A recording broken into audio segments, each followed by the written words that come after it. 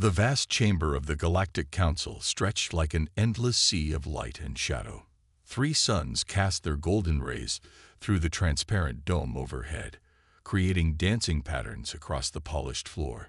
The air felt heavy with anticipation as thousands of beings from across the galaxy sat in tiered seats, their quiet murmurs filling the space with a gentle hum. Elder Kang stood slowly, his crystalline body catching and scattering the sunlight into rainbow patterns. The ancient Arxian's movements were deliberate and graceful, each facet of his form glinting as he moved. The other council members fell silent, their attention drawn to his commanding presence.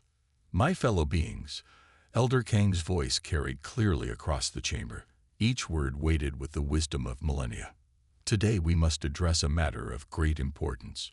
The humans of Earth have begun their journey to the stars." A ripple of conversation swept through the assembly. Some leaned forward with interest, while others shifted uncomfortably in their seats. The mention of humans always sparked strong reactions among the galactic races. Ambassador Lee of the Krelthan delegation made no attempt to hide her reaction. Her metallic features twisted into what passed for a smile among her kind, but it held no warmth. The Krelthans, with their bodies of living metal and minds of quantum crystal, had long considered themselves the peak of evolution. "Respected Elder," Lee's voice carried a note of barely concealed mockery. "Surely you don't expect us to take seriously some ancient warnings about a species that has barely left its own solar system. The Krelthan Empire has mastered the art of folding space itself. We have built worlds from the dust of dead stars. What threat could these humans possibly pose?" Elder Kang moved to the center of the chamber, where the grand holographic array hummed to life at his touch. The air filled with images of Earth's history, each one carefully preserved in the Arxian archives. The assembly watched as massive ice sheets covered continents, as meteors scared the planet's surface, as great civilizations rose and fell. "Look closely," Elder Kang directed, his voice soft but commanding. "See how they faced each disaster. When the ice came, they did not simply survive. They learned to thrive in the cold. When meteors fell, they did not hide. They studied the skies and learned to track the movements of celestial bodies. When their cities burned, they built them stronger." The images shifted to show human innovations through the ages: the first use of fire, the invention of the wheel, the harnessing of electricity. Each challenge made them more creative, more resilient. Where other species might have perished, humans adapted and grew stronger. Ambassador Lee rose from her seat, her metallic form catching the light much like Elder Kang's, but with a colder gleam. "These are primitive achievements. Elder, what does it matter that they learn to use fire? We have mastered the power of stars." Elder Kang turned to face her directly. "That is precisely why you should worry, Ambassador. What you achieved over millions of years of steady progress, humans accomplished in mere thousands. Their rate of advancement is unprecedented in all our records." The holographic display shifted again, showing the rapid progression of human technology from the first steam engines to spacecraft in less than 3 centuries. The assembly watched in silence as the images flickered past. "But it is not just their technological progress that concerns us," Elder Kang continued. "It is their spirit. Look at how they face problems." The display showed humans working together to rescue others from natural disasters, rebuilding cities from ruins, and reaching out to help strangers. "They do not know the meaning of impossible." Elder Kang's voice grew stronger. "When told something cannot be done, they take it as a challenge. When faced with limits, they find ways around them. Every failure teaches them. Every setback makes them more determined." The chamber had grown so quiet that the hum of the environmental systems seemed loud. Elder Kang turned slowly, meeting the eyes of each delegation. "Our ancestors left us these warnings not out of fear, but out of wisdom. They saw in humans something unique, a species that grows stronger from adversity, that learns from every challenge, that turns enemies into friends and obstacles into opportunities." Ambassador Lee's voice cut through the silence. "And what would you have us do, Elder?" Treat them like equals when they have not earned that right. Elder Kang's crystalline form seemed to dim slightly, as if shadowed by concern. I would have us learn from history, Ambassador. Every species that has ever tried to suppress or control humans has failed. Not because humans are inherently violent or aggressive, but because they simply never stop trying, never stop learning, never stop advancing. He raised his hand, and a holographic display showed one final image: Earth, blue and beautiful, spinning slowly in the void. The question is not whether humans will join us among the stars. The question is whether we will welcome them as friends or force them to prove why our ancestors feared them so much. The chamber erupted in discussion as Elder Kang returned to his seat. As the debate began in earnest, he noticed Ambassador Lee watching the image of Earth with an unreadable expression. The ancient Archean hoped she would heed his warning, but something in her posture told him that the Krelthans would have to learn this lesson the hard way. The three suns continued their eternal dance overhead, casting ever-changing shadows across the chamber floor as the fate of galactic peace hung in the balance. The sleek Krelthan warships emerged from hyperspace at the edge of the solar system, their metallic hulls gleaming against the backdrop of distant stars. Ambassador Lee stood on the bridge of her flagship, satisfaction evident in her metallic features as she gazed at the tactical display showing Earth's defenses. Such primitive arrangements, she commented to her fleet commander. Their ships are scattered across predictable patrol routes. This demonstration will be brief. The Krelthan fleet consisted of 20 ships, each one a masterpiece of advanced engineering. Their hulls contained technology perfected over millions of years, and their weapons could reshape the surface of planets. To Ambassador Lee, this display of force would surely convince the humans to accept their proper place in the galactic hierarchy. Aboard the Earth Defense Force flagship, Resilient, Admiral Park stood calmly at his command station. His experienced eyes tracked the movement of the alien vessels across the tactical displays. Years of studying deep space phenomena had taught humanity many lessons, and the Admiral knew that appearances could be deceiving. "They're moving into a Theta-class attack formation," one of his officers reported. "Standard approach pattern from the Galactic Military Archives." Admiral Park nodded, a slight smile playing at the corners of his mouth. "Just as expected. They're following textbook maneuvers. Signal all ships to maintain current positions, but activate our new defensive systems." The Krelthan fleet advanced with precision, their ships moving in perfect synchronization. Ambassador Lee watched with growing pride as they crossed the outer defense perimeter. No human vessels moved to intercept them. "They understand their position," she said. "Send the standard surrender demand. Remind them that resistance would be futile against our superior technology." The message was transmitted, but the response was not what she expected. Instead of surrender, Admiral Park's voice came through clear and confident. "Krelthan fleet, this is Admiral Park of the Earth Defense Force. We acknowledge your presence but reject any demand for surrender. We suggest you reconsider your current course of action." Ambassador Lee's metallic features hardened. "Fire warning shots. Show them the power they dare to refuse." Brilliant beams of energy lanced out from the Krelthan ships, aimed to pass close to the nearest human vessels. But something unexpected happened. As the energy beams approached the Earth ships, they encountered invisible barriers. The shots dispersed harmlessly against shields that shouldn't have existed. "Impossible." Ambassador Lee's voice rang with shock. "Their technological level is too low for shield technology." Admiral Park watched the Krelthan reaction with satisfaction. "All ships execute maneuver solar wind. Show our visitors what we've learned from studying our own star." The Earth fleet suddenly burst into action. Instead of following traditional space combat tactics, the ships began moving in patterns that seemed chaotic at first glance.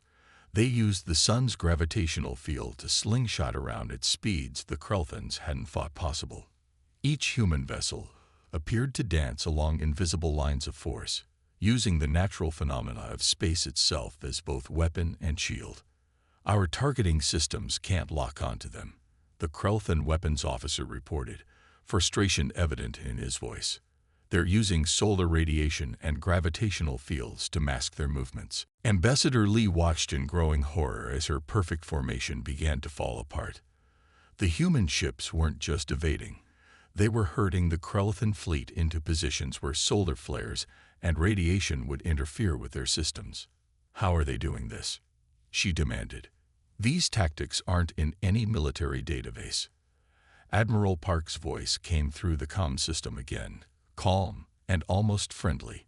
Ambassador, we've spent centuries studying our star and its effects on spacecraft. Did you think we wouldn't learn to use that knowledge defensively? Your ships are now in a position where a Class 3 solar flare will disable your primary systems in approximately 3 minutes. I suggest you withdraw. The Krelthan sensors confirmed his warning.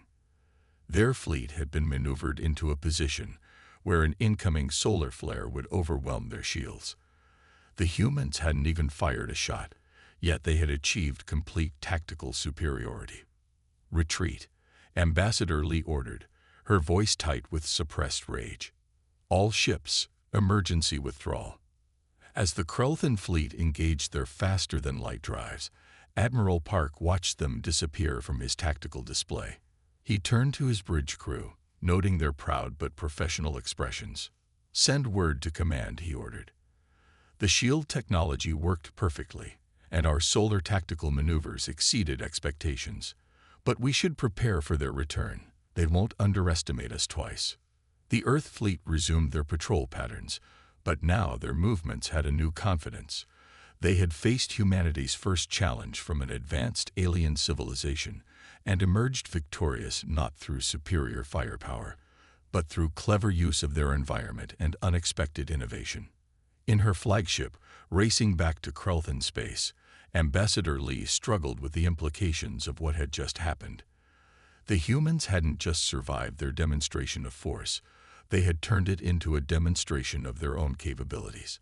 Elder Kane's warning echoed in her mind, but pride and anger pushed it aside. This wasn't over. The humans would learn their place, one way or another. The captured Krelthan scout ship rested in the massive research facility, its metallic hull gleaming under the bright laboratory lights. Director Kim walked slowly around the vessel, her hand occasionally reaching out to touch the smooth surface that had traveled across countless light years.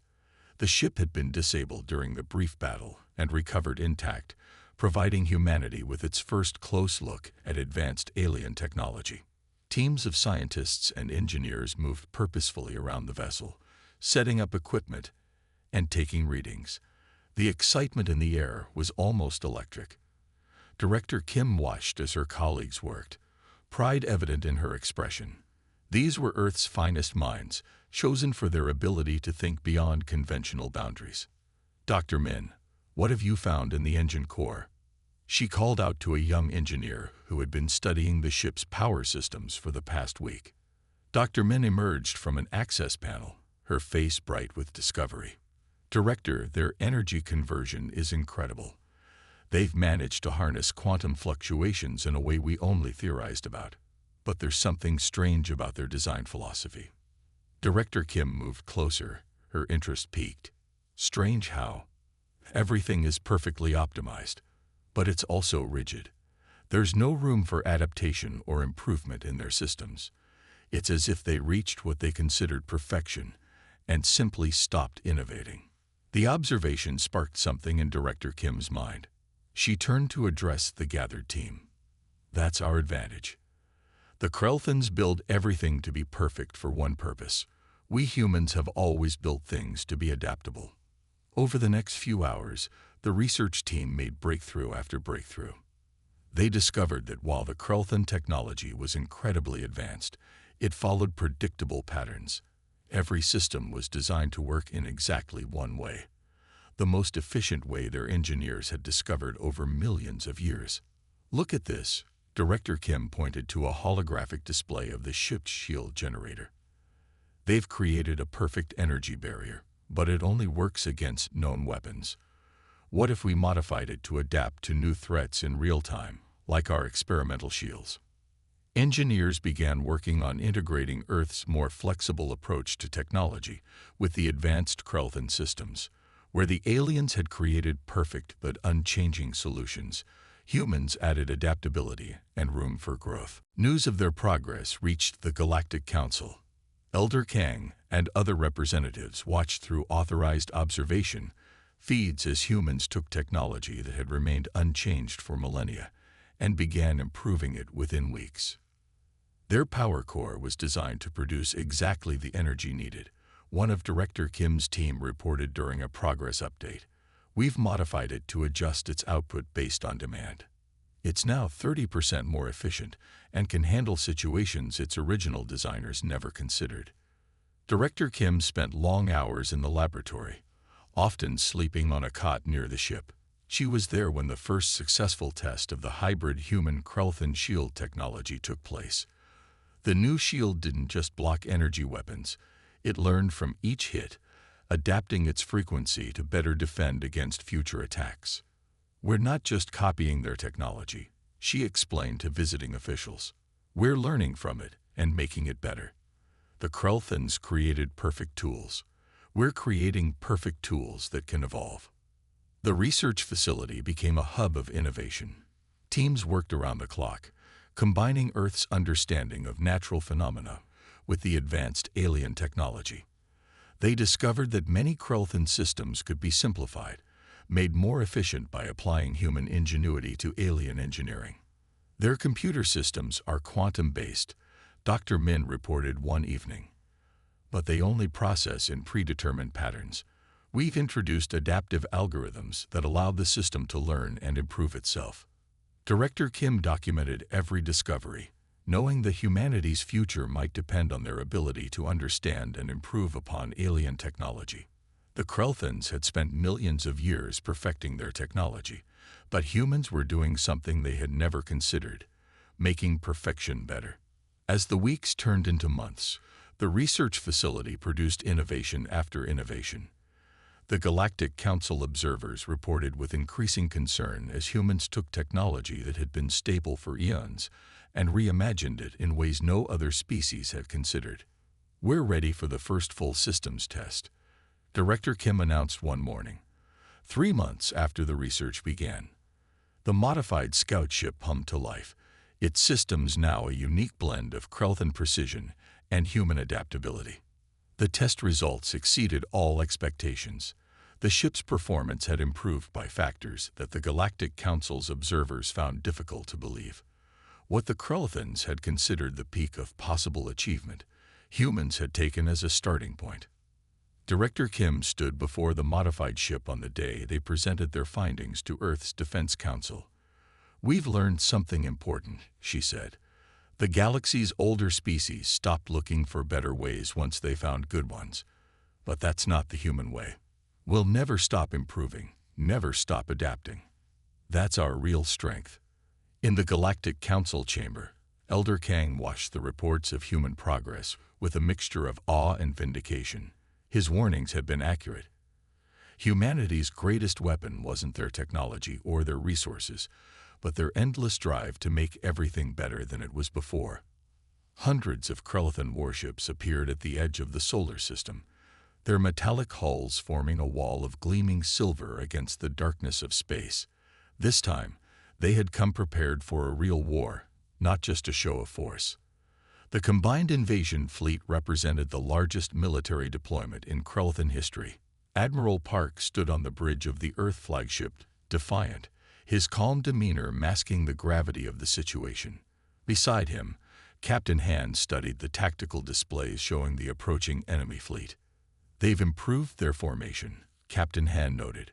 "No more predictable patterns. They learned from last time." Admiral Park nodded. "Good. That means they can learn.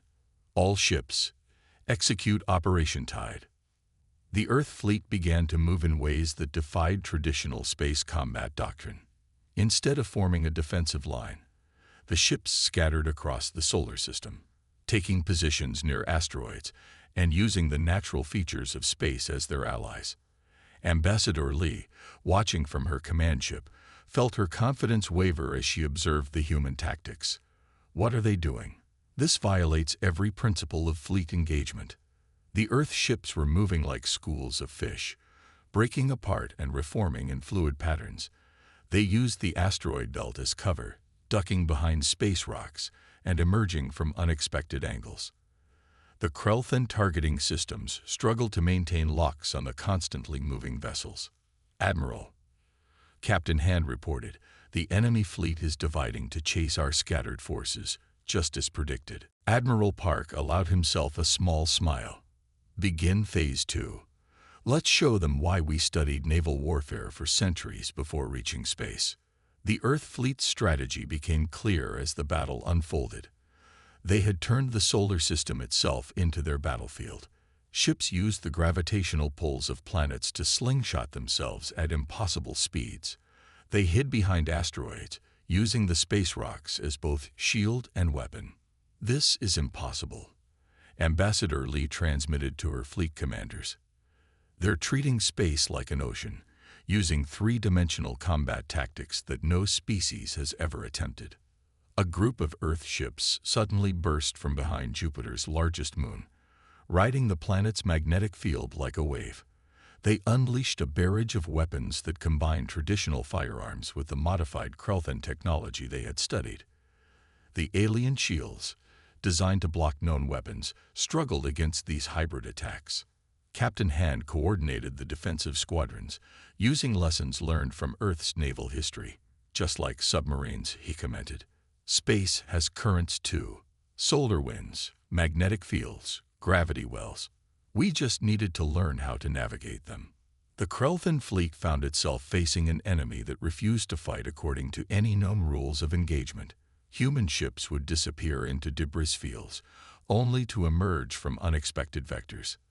They used solar flares as cover, timing their attacks to coincide with electromagnetic disturbances that disrupted Krelthan sensors. They're not just fighting us, Ambassador Lee realized with growing horror. They're fighting with the entire solar system as their ally. Admiral Park watched as his strategy unfolded. Years of studying Earth's oceans had taught humanity valuable lessons about three-dimensional combat. Now those lessons were being applied to the vastness of space, and the Krelthans had no defense against tactics they had never imagined. All ships, execute Operation Tsunami, he ordered. The Earth fleet suddenly converged from multiple directions, using the sun's gravity to accelerate beyond normal combat speeds. They hit the Krelthan lines like a breaking wave, their hybrid weapons piercing through the surprised enemy's defenses. The Krelthan fleet, designed for traditional space combat, found itself overwhelmed by an approach to warfare that contradicted everything they had learned over millions of years. Their ships, superior in every technical aspect, were being outmaneuvered by humans who treated space like an ocean and asteroids like islands. Retreat, Ambassador Lee finally ordered, watching as another formation of her ships fell to the humans' unconventional tactics. Full withdrawal. We need to completely rethink our approach to fighting these people. As the Krelthan fleet engaged their faster-than-light drives and disappeared into the darkness, Admiral Park and Captain Hand stood together on their bridge, watching the tactical displays clear of enemy signatures. They'll be back, Captain Hand said quietly. Admiral Park nodded. Yes, but next time they'll face an even harder task. Every battle teaches us something new. Every engagement makes us stronger. That's the human way. The Earth fleet regrouped, their ships moving smoothly through the solar winds like ancient sailing vessels catching a favorable breeze. They had won this battle not through superior technology or numbers, but by approaching space warfare in a way no other species had ever considered. In the Galactic Council chamber, the observers who had watched the battle sat in stunned silence. Humans had not just defeated a superior force, they had rewritten the rules of space combat itself. They had turned their experience with Earth's oceans into a completely new way of fighting among the stars. Elder Kane's warning echoed in everyone's minds. Never challenge humans. They don't just adapt to overcome challenges. They transform them into advantages that no one else could have imagined. The grand halls of the Galactic Council buzzed with anticipation as Professor Yoon prepared his presentation. The alien anthropologist had spent years studying humans, and now, after their victory over the Krelthan fleet, everyone wanted to understand these remarkable beings. Professor Yoon's holographic display activated, filling the chamber with images of early humans on the plains of Africa. The assembled delegates watched in fascination as ancient humans pursued their prey under the hot sun, running for hours until even the fastest animals collapsed from exhaustion. What you're watching is called persistence hunting, Professor Yoon explained, his voice carrying across the silent chamber. While other predators relied on speed or strength, humans developed something unique: the ability to keep going long after other species would have given up. The images shifted to show humans in different environments, crossing frozen tundra, surviving in scorching deserts, building homes in dense jungles. No other species has adapted to so many different environments, he continued. Where others would perish, humans found ways to thrive. Elder Kang stood up from his crystalline seat. This explains much about their response to the Krelthan threat. When faced with superior technology, they didn't surrender. They studied it, improved it, and made it their own. The holographic display showed scenes from human history: the invention of the wheel, the discovery of fire, the development of agriculture. Each innovation built upon the last, showing an unbroken chain of advancement that moved faster than any species had ever witnessed. Look at their problem-solving approach, Professor Yoon pointed out. When humans face an obstacle, they don't just try to overcome it. They turn it into an opportunity for growth. When they couldn't fly, they studied birds and built machines that could soar even higher. When they couldn't survive underwater, they created vessels that could explore the deepest oceans. The council members watched as images showed humans turning simple sticks into tools, tools into machines, and machines into computers. Each step revealed their unique ability to see possibilities where others saw limitations. Their adaptability goes beyond physical survival, Professor Yoon continued. They have an extraordinary capacity for learning and teaching. Knowledge that took one human years to discover can be taught to another in days or hours. They build upon each other's discoveries at an unprecedented rate. The display showed human cities rising from empty plains, ships crossing vast oceans, and rockets reaching for the stars. Most remarkably, they never stop improving. When other species find a solution that works, they typically stick with it. Humans keep looking for better ways, even when the current way is perfectly adequate. Elder Kang nodded in agreement. This is what makes them both fascinating and potentially dangerous. They see challenges as opportunities for growth. The Krelthans thought they could intimidate humans with superior technology. Instead, they gave humans new technology to study and improve upon. The chamber filled with murmurs as the delegates discussed these insights. Professor Yoon continued his presentation, showing how humans had survived multiple near-extinction events on their home planet. Each disaster made them stronger, he explained. Ice ages taught them to use fire and create warm shelters. Diseases led them to develop medicine. Natural disasters inspired them to build stronger structures. They don't just recover from setbacks, they emerge better prepared for the next challenge. The holographic display showed humans working together to overcome obstacles, sharing knowledge across generations, and constantly pushing the boundaries of what was possible. Their greatest strength, Professor Yoon concluded, is not their technology or their physical capabilities. It's their unshakable belief that they can always find a way forward. They don't accept limitations as permanent. To them, impossible is just a temporary condition waiting to be solved. Elder Kang rose again to address the council. Now you understand why our ancestors left such strong warnings about challenging humans. They recognized that humans would either become our greatest allies or our most formidable opponents, depending on how we chose to interact with them. The display showed final images of human achievements, their music, their art, their scientific discoveries. They create beauty even while solving problems, Professor Yoon noted. They turn their struggles into stories that inspire others. Every challenge they overcome becomes part of their shared knowledge, making the next generation even more capable. The council chamber remained silent as the presentation ended. The delegates were beginning to understand that they weren't just dealing with another spacefaring species. They were witnessing the emergence of something unique in the galaxy's history. The question now, Elder Kang said softly, is not whether humans will become a major force in the galaxy, but how we choose to welcome them into our community. Will we learn from their adaptability and innovation, or will we continue to underestimate them until they surpass us all? Professor Yoon's research had made one thing clear.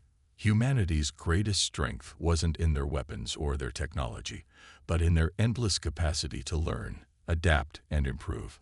They had turned their evolutionary heritage as persistence hunters into a cultural drive to overcome any obstacle, no matter how long it took or how impossible it seemed. The Council had much to consider as they pondered this new understanding of their newest galactic neighbors. The humans had proven themselves not just survivors, but innovators who could reshape the very nature of what was possible. Delegate Song walked through the bustling halls of the newly established Earth Galactic Exchange Center, marveling at the energy and excitement that filled the air. The young Orin diplomat watched as humans worked side by side with various alien species, sharing knowledge and ideas with an openness that was changing the galaxy's cultural landscape. "Your approach to learning is remarkable," he said to his human guide, Dr. Min, who had been showing him the latest collaborative projects. "You share knowledge so freely, even with species you barely know." Dr. Min smiled as they passed a laboratory where human and Orin scientists worked together on environmental restoration technology. "We believe that knowledge grows when it's shared. Every different perspective brings new possibilities." The Exchange Center had become a symbol of humanity's approach to galactic relations. Instead of hoarding their innovations, humans actively sought partnerships with other species, particularly the younger civilizations who shared their enthusiasm for growth and discovery. In another part of the galaxy, Ambassador Lee stood before the Krelthan High Council, facing hard questions about their failed military campaign against Earth. The once proud diplomat's metallic features showed signs of stress as she delivered her report. "We must acknowledge that our traditional advantages have been neutralized," she explained to the assembled leaders. "The humans not only adapted to our technology, but improved upon it in ways we never considered possible." The Krelthan Council chamber, with its ancient architecture of living metal, seemed less impressive now. Their civilization had prided itself on having the most advanced technology in known space, but humans had challenged that assumption in mere months. Back at the Exchange Center, Delegate Song observed a training session where humans taught Orin engineers about their innovative approach to space navigation. The humans had combined their understanding of ocean currents with space travel, creating new methods that were revolutionizing interstellar flight. "They don't just teach us their solutions," one Orin engineer commented. "They teach us how they found those solutions. It changes how we think about problems." Ambassador Lee later found herself in a private meeting with Elder Kang, seeking guidance from the ancient Arkshan's wisdom. The crystalline being's form scattered light across the chamber as he listened to her concerns. "We should have listened to your warnings," she admitted. "We thought our advanced technology made us invincible. We never considered that humans would see our weapons not as threats, but as opportunities to learn and improve." Elder Kang's response was gentle. "Perhaps this defeat will lead your people to a better path. The humans have shown they can be either formidable opponents or valuable allies. The choice has always been ours to make." Throughout the galaxy, the impact of human innovation continued to spread. The Orin and other young species flourished under the new partnerships, advancing their own civilizations at unprecedented rates. Human approaches to problem solving, combined with their willingness to share knowledge, created a wave of progress that benefited everyone who chose to participate. Delegate Song attended a cultural exchange event where humans shared their music, art, and stories with other species. The emotional impact of human creativity proved as revolutionary as their technical innovations. Species that had never considered the value of artistic expression began exploring new ways to share their own experiences and perspectives. Humans don't just solve problems, he noted in his reports back to the Orin homeworld. They inspire others to see possibilities they never imagined.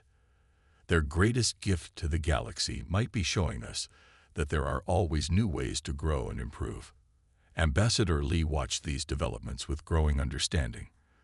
The Krelthan military advantage hadn't just evaporated. It had been transformed into something new. Human ingenuity had turned potential enemies into partners, creating connections that strengthened everyone involved. We spent millions of years perfecting our technology, she reflected in a conversation with Elder Kang. But the humans showed us that perfection isn't an endpoint. It's a foundation for finding even better ways forward. The Exchange Center continued to grow, becoming a symbol of a new era in galactic relations. Species that had once viewed each other with suspicion or indifference found common ground in their shared desire to learn and improve. Delegate Song's final report to his government captured the essence of this transformation. The humans have shown us that true strength lies not in having the most advanced technology or the largest fleet, but in the ability to adapt, learn, and grow together. Their gift to the galaxy is not just their innovations, but their belief that everyone can contribute to making things better.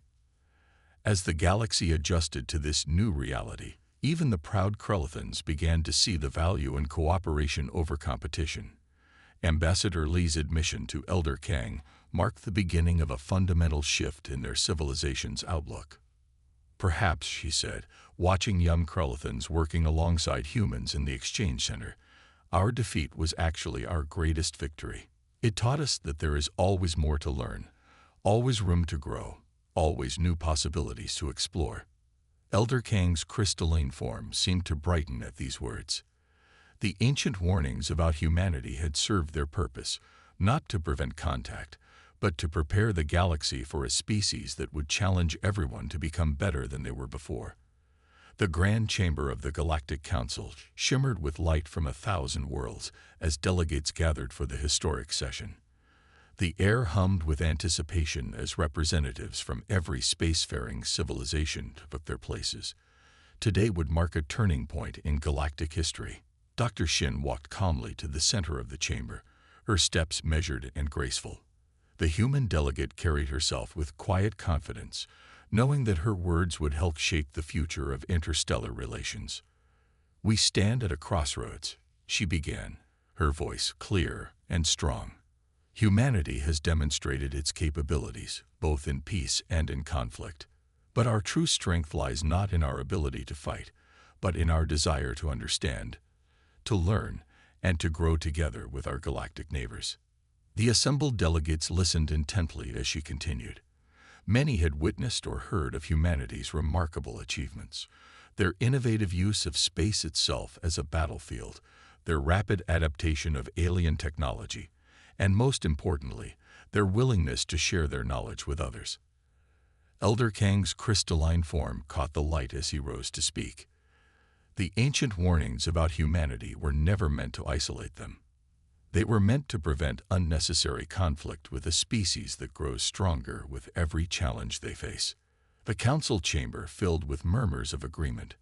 The recent events had proven the wisdom of those ancient warnings, but not in the way many had expected. Instead of a threat to be contained, humans had shown themselves to be catalysts for positive change throughout the galaxy. Ambassador Lee stood next to Admiral Park as they approached the central platform. Their presence together, the Krelthan diplomat who had once led a fleet against Earth and the human admiral who had defended it, symbolized the transformation that was taking place. "We have learned valuable lessons," Ambassador Lee admitted to the assembly. The Krelthan people believed that perfection meant an end to growth. Humans showed us that true perfection lies in never stopping our journey toward improvement. Admiral Park nodded in agreement, and we learned that the greatest victories come not from defeating enemies, but from turning them into friends. Every species has something unique to contribute to our shared future. The Council proceeded to vote on new protocols for galactic cooperation. The measures passed unanimously, establishing frameworks for shared research, cultural exchange, and mutual defense. At the heart of these agreements was the recognition that diversity of thought and approach made everyone stronger. Dr. Shin watched as Ambassador Lee and Admiral Park signed the peace accords. The moment represented more than just the end of conflict. It marked the beginning of an era where different species would work together to overcome the challenges of the cosmos. Elder Kang addressed the assembly one final time. "Look around this chamber," he urged. "See how many species now work together, who once viewed each other with suspicion or fear. This is humanity's greatest gift to us, showing us that cooperation leads to achievements greater than any single civilization could accomplish alone." The ceremony concluded with a demonstration of joint human-alien innovations. Ships combining Earth's adaptable designs with Krelthan technology soared past the council chamber's viewing windows. Research teams shared discoveries that had already begun to transform life throughout the galaxy. As the delegates prepared to return to their home worlds, Dr. Shin found herself standing with Elder Kang and Ambassador Lee. "This is just the beginning," she said softly. "There is so much more for all of us to learn from each other." Ambassador Lee's metallic features formed what had become a genuine smile. "The humans have taught us that every ending is just a new beginning." Even our defeat became a victory for everyone.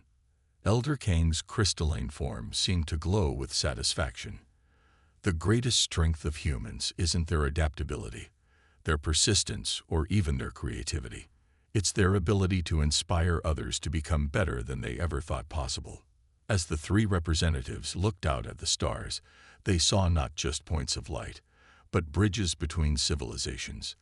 The galaxy had entered a new era, one where cooperation and shared growth would replace suspicion and conflict. The ancient warning about humanity had fulfilled its purpose, not by preventing contact, but by ensuring that when humans finally reached the stars, the galaxy would be ready to embrace their unique gifts and learn from their indomitable spirit. A new chapter in galactic history had begun, written not in the language of war and dominance, but in the shared stories of species learning, growing, and reaching for the stars together.